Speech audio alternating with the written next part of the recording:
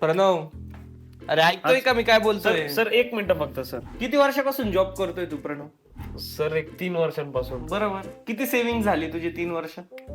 Sir 50-60 हजार FD मध्ये आहेत. बरोबर. 10 लाख रुपये तर 3 वर्षात कमवले असतील तू. सेव्हिंग 50,000. बाकीचे पैसे कुठे गेले? सर ते ऍक्च्युली त्याच्यावर ट्रॅकच राहत नाही. म्हणजे मी तुला 3 महिने आधीच फोन केला होता की किमान 5,000ची तरी SIP लाव.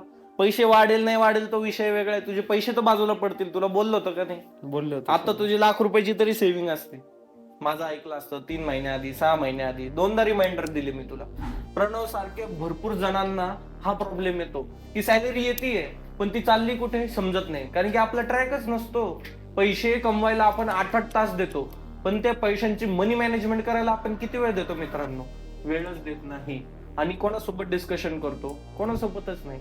म्हणूनच व्यंकटेश इन्व्हेस्टमेंट घेऊन आला आहे 1-on-1 सेशन, ज्याच्यामध्ये तुम्ही तुमची फायनान्शियल जर्नी, तुमची एक्सपेन्सेस, इन्कम एक्सपेन्सेस प्रॉपरली कशी मॅनेजमेंट केले पाहिजे याच्यावरती आपण 1-on-1 बसून बोलतो. तुमची पर्सनलाइज आपण प्लॅनिंग करतो की मला गाडी घ्यायची तर त्याच्यासाठी किती पैसे बाजूला गेले पाहिजे, मला घर घ्यायचं त्यासाठी किती पैसे बाजूला गेले पाहिजे, माझ्या मुलाचं शिक्षण आहे अजून 5 वर्ष बाकी, त्याला किती पैसे बाजूला गेले पाहिजे, हे आपण बसून प्रॉपरली तुमचा पर्सनलाइज रोड मॅप बनवतो. तर वाट कसली बघताय? आजच आपल्या अपॉइंटमेंट बुक करा.